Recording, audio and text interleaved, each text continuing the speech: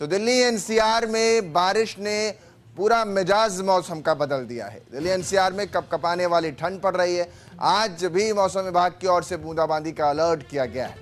तो वहीं दिल्ली में शनिवार की अगर बात कर लें तो शाम को ही धीरे धीरे करते हुए रात तक जमकर बारिश हुई। दिल्ली के अलावा एनसीआर में भी बारिश देखने को मिली, जिससे जनजीवन काफी हद तक प्रभावित रहा।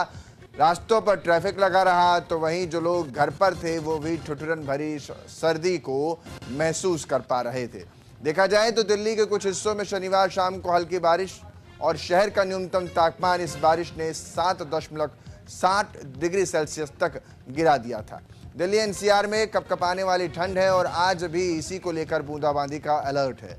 और इन सब के बीच राजधानी में पारा लगातार गिर रहा है और अनुमान ये लगाया जा रहा है, जैसा कि मौसम विभाग ने कहा भी था, कि वीकेंड के अंतिम में, एंड ऑफ द वीकेंड, ये देखा जाएगा कि 11-12 तारीख को हल्की बारिश से लेकर तेज बारिश गरज के साथ हो सकती है। ऐसा ही हुआ, बारिश हुई।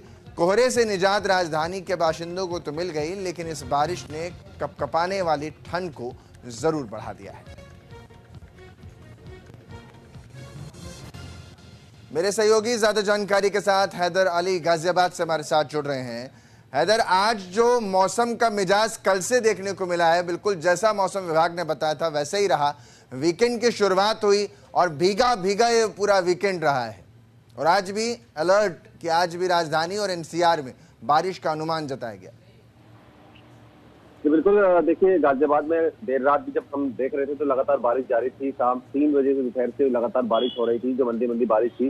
कहीं ना कहीं लोगों को जाम का सामना करना पड़ा है। जल भराव की समस्या जगह जगह हुई है, जिसकी वजह से जाम लगा है। अगर हम बात कर लेते हैं तो आज 5 किलोमीटर प्रति घंटे की रफ्तार से हवा चल रही है। 10 से 17 के बीच में तापमान रहने वाला है। आज 9 बजे और इससे पहले आज यानी कि अभी के वक्त में भी बारिश का अनुमान 30% जताया जा रहा है। तो 95% जो है नमी है इस वक्त। तो ऐसे में माना जाता है कि जिस तरीके से कोहरे से राहत लोगों को मिली है, लेकिन अब ये जो सर्दी है, जो ठिठुरन वाली सर्दी है, ये लोगों के लिए एक परेशानी का सबब बनी हुई है। क्योंकि जो मॉर्निंग वॉक पर जाने वाले लोग हैं वो खासकर भी इसके बाद, क्योंकि जब बारिश पड़ी है तो उसके बाद हवा चल रही है, तो हवा चल रही है तो इसके बाद ठंड और ज्यादा बढ़ गई है। तो ऐसे में हाथ पैर जो सुन हो जाते हैं, वो सिस्टम इस टाइम पे बरकरार है अपना सर्दी का। और अब लोग यही सोच रहे हैं कि किस तरीके से सर्दी कब जाएगी, क्योंकि अब उनसे निजात पाने के लिए लोग परेशान हो चुके हैं, क्योंकि सर्दी लगातार अपना कहर ढा रही है। थोड़ा खत्म हुआ है तो, लेकिन अब ठिठुरन वाली सर्दी जो सर्द है, हवाएं चल रही हैं, इससे लोग परेशान हो रहे हैं। सुबह स्कूल जाने वाले जो बच्चे हैं उनका समय तो बढ़ा दिया गया है, लेकिन जो बड़े बच्चे जाने वाले हैं वो भी खासकर परेशान है। और जो नौकरी पर जाने वाले लोग हैं वो खासकर इस वक्त बहुत ज्यादा परेशानी झेल रहे हैं, क्योंकि बूंदाबांदी हो रही है। बूंदाबांदी का दोबारा से ये अलर्ट जारी किया गया है कि लगातार येलो अलर्ट है कि बारिश पड़ सकती है। दोबारा से बारिश पड़ेगी तो लोग अपने इंतजाम करके चल रहे हैं किस तरीके से ठंड से बचा जा सके, क्योंकि डॉक्टरों की गाइडलाइन है कि ऐसी ठंड से और इस वाली ये सर्दी जो है, और इस सर्दी में खासकर बारिश जो पड़ रही है, इससे बचना बहुत जरूरी है। अगर इस सर्दी से बच जाते हैं, इस बारिश से बच जाते हैं, तो नमूने का शिकार होने से बचाव हो सकता है। क्योंकि बारिश में भीगने के बाद ही नमूने के शिकार लोग हो रहे हैं। खासकर भी इसके अलावा एयर क्वालिटी इंडेक्स जो लगातार जो ग्रेड 4 खत्म हुआ था, उसको लागू जो हटाया गया था, उसमें जो प्रतिबंध था, उसके बाद से लगातार एक्वाई लेवल बढ़ रहा है। तो उससे गले में खराश और आंखों में जलन की समस्या दोबारा से पैदा हो रही है। लोग इस पर भी, इस सवाल पर भी लौटूंगा, लेकिन एक जो सवाल यहाँ से निकल रहा है वो ये है कि राजधानी में कल और आज दोनों ही दिन स्कूल कॉलेजेस तो बंद रहे, कई दफ्तर भी कई हद तक बंद रहते हैं, लेकिन फिर भी मैं कल बाहर ही था और उस दरमियान मैंने देखा कि 4-5 बजे से बारिश की शुरुआत हुई होगी, मौसम ने घेरना शुरू किया। इतना ज़्यादा ट्रैफिक राजधानी के सड़कों पर रहा कि तमाम एनएचए पूरा लबालब लाइटों से ही गाड़ियों के भरे रहे। मुझे जो सफ़र आधे घंटे में तय करना था, मैंने खुद वो सफ़र 2 घंटे में तय किया। बिल्कुल आप बिल्कुल सही कह रहे हैं कि जिस वक्त बारिश पड़ी, क्योंकि व्यवस्थाएं जो है प्रशासनिक अधिकारियों की जो है वो धरातल पर जो करनी चाहिए वो नहीं हो पाई। क्योंकि जब अलर्ट जारी किया जाता है, येलो अलर्ट है बारिश का, तो ऐसे में प्रशासनिक अधिकारियों को भी खासकर उन जगह जहां पर पानी जल भराव की समस्या होती है और जाम लगता है, तो उस पर पहले से ही पुख्ता इंतजाम करने चाहिए थे, लेकिन प्रशासनिक अधिकारियों को पुख्ता इंतजाम नहीं किए गए। और यही वजह है कि पूरे दिल्ली एनसीआर के अंदर जब से बारिश पड़ती है उसके बाद जल भराव की समस्या होती है।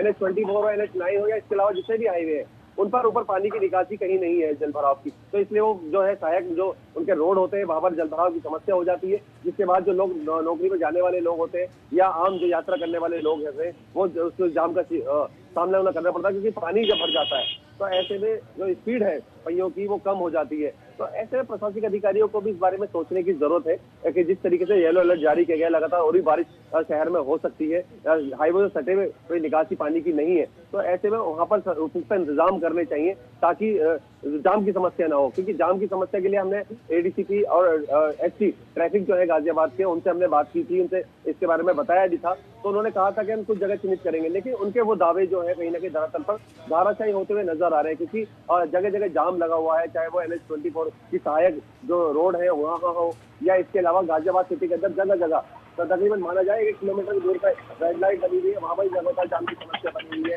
जाम की समस्या के अलावा एक बहुत चौंकाने वाली बात यह है कि ट्रैफिक पुलिसकर्मी ये कहते हैं कि उनके पास सिर्फ एक ही क्रेन है जो रोड पर वाहन लगाए जाते हैं उनको उठाने के लिए। अब पूरा गाजियाबाद के अंदर जहां पर 17 लाख से ज्यादा की आबादी है, तो ऐसे में एक ट्रैफिक क्रेन वो संभालने के लिए जो ये सोचने वाला विषय है और मुझे उम्मीद है कि इस पर भी संज्ञान लिया जाएगा। लेकिन जो ठंड है वो कहीं ना कहीं बहुत ज़्यादा हद तक देखने को मिले और बारिश ने कहीं ना कहीं राजधानी और उसके आसपास के इलाकों में कल परेशानी भी बढ़ाई दी थी। बहुत बहुत शुक्रिया हैदर तमाम जानकारी